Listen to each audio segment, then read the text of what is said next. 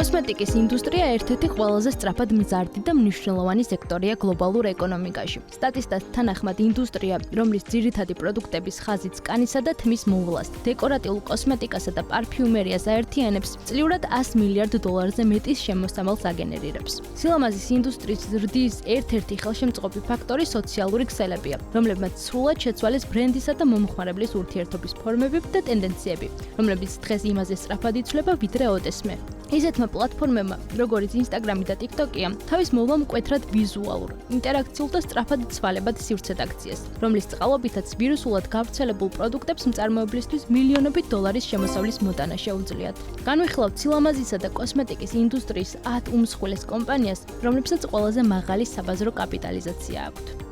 მე-10 ადგილს ტოკიოში 1872 წელს დაფუძნებული კომპანია Shiseido იკავებს, რომელიც სახის, ტანისა და თმის მოვლის პროდუქციის, დეკორატიული კოსმეტიკისა და პარფიუმის ბრენდებს აერთიანებს. კომპანიის საბაზრო ღირებულება 6.59 მილიარდი დოლარია, რასაც Shiseido-ს პოპულარული პრემიუმ ხაზის ბრენდები, Narsi, Elixir, Narciso Rodriguez, Drunk Elephant და სხვა განაპირობებს.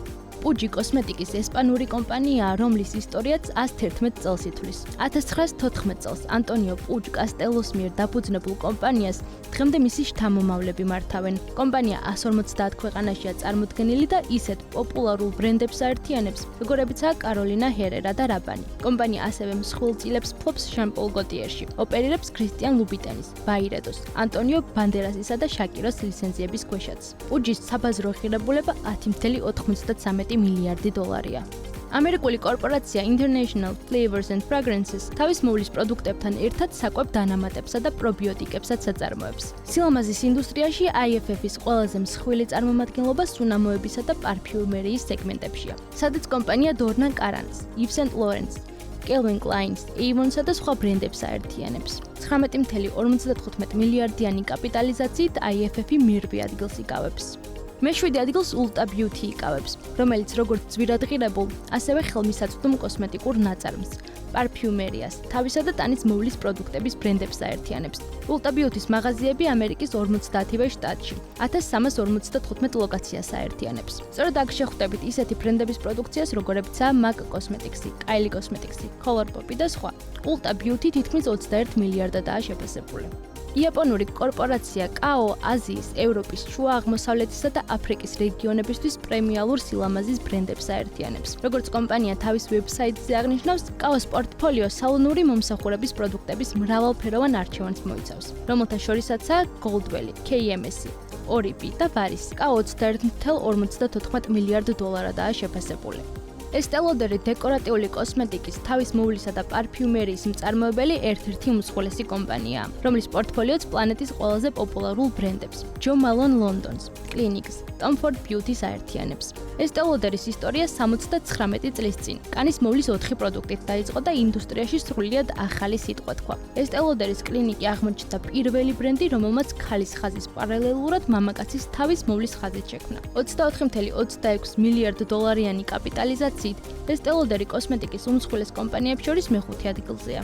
გერმანული Beiersdorf-ი ჰამბურგში ბაზირებული კომპანია, რომელიც თავის მოვლის ისეთ პოპულარულ ბრენდს აწარმოებს, როგორც Nivea-ა. გარდა ამისა, კანის მოვლის მიმართულებით Beiersdorf-ის პორტფელის მიეკუთვნება Aquaphor-ის, Labello-ს, Capertonis ბრენდებიც. Beiersdorf-ი 30.21 მილიარდ დოლარადაა შეფასებული.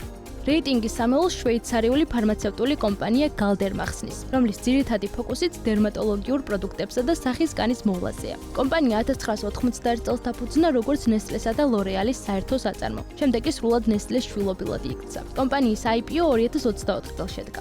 დღეს კი მისი ღირებულება 33.53 მილიარდი დოლარია. Galderma-ს ბრენდებს მიეკუთვნებიან Cetaphil, Differin, Orega, Epiduo და სხვები. კიდევ ერთი შვეიცარიული კომპანია ამჯერად Givaudanია, რომელიც კოსმეტიკის აქტიურ ინგრედიენტებსა და პარფიუმერიას აწარმოებს. კომპანიის ბიზნეს პორტფოლიო ორი მიმართულებისგან შედგება. კეთილდღეობის მიმართულება კვების ინდუსტრიაში ნუტრიციულ დანამატებზეა კონცენტრირებული. სილამაზის მიმართულებით კი პორტფოლიო თავის მოვლის, ქსოვილის მოვლის, ჰიგიენისა და კოსმეტიკის პროდუქტებს აერთიანებს. Givaudanis საბაზრო ღირებულება 46.84 მილიარდი დოლარია.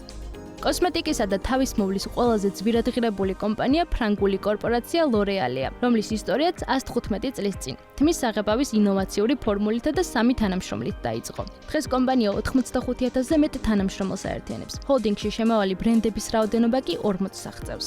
L'Oréal სრულად დომინირებს დეკორატიული კოსმეტიკის ბაზარზე და მომხმარებელს მულტიფუნქციურ პროდუქციას ნებისმიერ ბიუჯეტში სთავაზობს. L'Oréal-ის ლუქს მიმართულების ბრენდებს შორისაა Diesel, Giorgio Armani, Lancome, Mugler, Urban Decay, Prada და სხვები. პროფესიონალ ხასს მიეკუთვნება Kerastase-ისა და Pureology-ის ბრენდები. აქტიური კოსმეტიკის დივიზიის ნაწილია Vichy, La Roche-Posay, CeraVe. ეს ყველაფერი კი L'Oréal-ის იმპერიის მხოლოდ მცირე ნაწილია. კომპანიის საბაზრო კაპიტალიზაცია $230 მილიარდ აღწევს, რითაც მეორე ადგილოსან ჯივადან 391%-ით აღემატება.